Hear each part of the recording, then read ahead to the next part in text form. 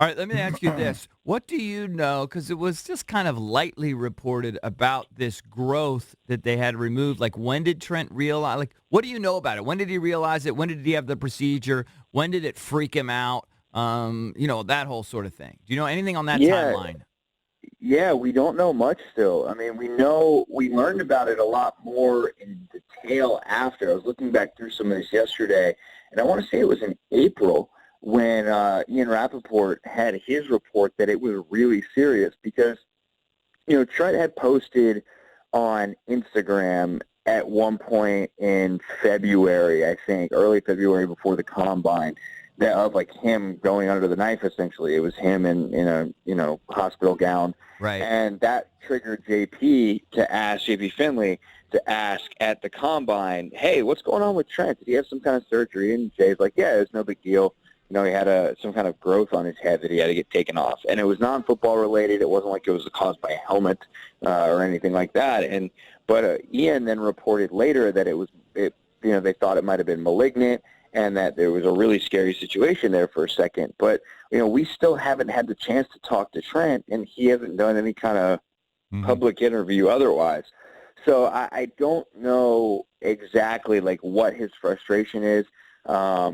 I don't know. Jay did kind of lead on yesterday that there is some frustration with the organization, with some of the medical staff. I mean, I'm sure he's upset that he was on a unit last year that was just torn to shreds by injury in general, and that leads to some frustration with the medical staff, even if it wouldn't, if it's not their fault.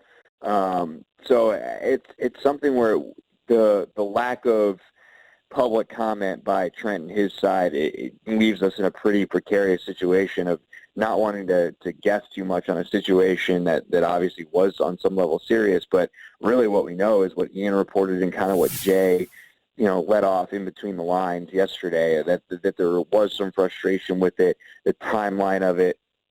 Maybe he thought that they should have caught it in his after the season physical Hmm. or something like that, and it took until late, some other doctor later or something. So I don't know exactly what the frustration is, and hopefully Trent will release something soon or do an interview or something that allows us to have a little bit more detail. Craig, give people years that Trent's been in D.C. I don't think he's been on the show. Maybe once. I Maybe a don't know phone if he Once. phoner. has. Huh? Maybe. I Maybe remember. one phone I or remember two. him once. Yeah. Yeah. So I don't have a good sense for him other than just seeing him in interviews and that kind of thing. What kind of guy is he? Is he generally one of those like a happy-go-lucky kind of guy? Is he kind of a grumpy, sort of off, like stay away from me kind of guy? Like, what's his personality? What's his demeanor generally like when you see him? Yeah, no, Trent's one of my favorites in the locker room. I don't know if happy-go-lucky's quite right. He's just always so relaxed, which is, funny because it's such a contrast to how he is as a player, who's so absurdly athletic and violent and, just this ideal offensive lineman in terms of how he plays the game. But personality-wise, yeah, he's just a super relaxed guy.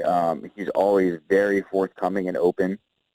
He gets it. He gets how the media game works. He's extraordinarily intelligent.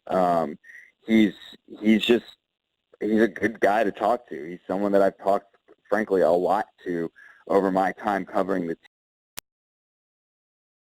He enjoys things outside of football as well. I remember when David Aldridge shifted over from TNT to The Athletic and started covering the team and was in there for the first time. I found myself in a conversation, an NBA conversation with him, Trent, or with DA and Trent, and it was just really cool to, obviously DA is a Hall of Famer, and Trent's just talking hoops, shaking his brain, like he knew exactly who David was, and loved the NBA, loved talking about it. He does a lot of boxing in the off season, so he's just he's an interesting guy. Obviously he's a business partner with Adrian Peterson. They own the gym together down in Houston, so he's a guy that I think once we get to talk to about this, he will probably be pretty forthcoming. It might be one of those where he says he doesn't really want to talk about it at first, and we keep asking questions, and eventually he spills it.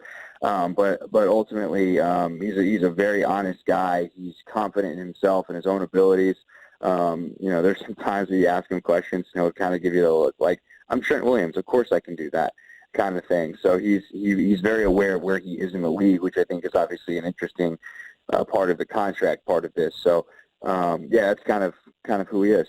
All right, so real quick before we get to the Landon Collins thing, you know, a lot of fans probably think that this is more on the leverage side. So, you know, what we heard yesterday is he's unhappy with the contract. He wants a new deal. He's got 2 years left. He wants to be paid like, you know, one of the best left tackles. And then now we hear this. Could this be just more of the leverage play? Hey, I'm real pissed off at you guys. You know what? I don't want to be here. Oh, really? You're going to offer me $65 million over 4 years? Okay, maybe I'll take that. Do you think that's a possibility?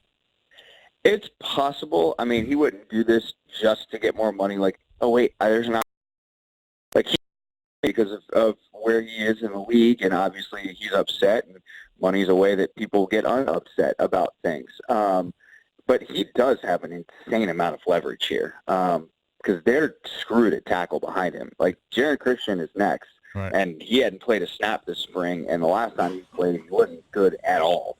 So, you know, you got your third-round pick in second year. That's a player you should feel confident in, but I can't believe that they do.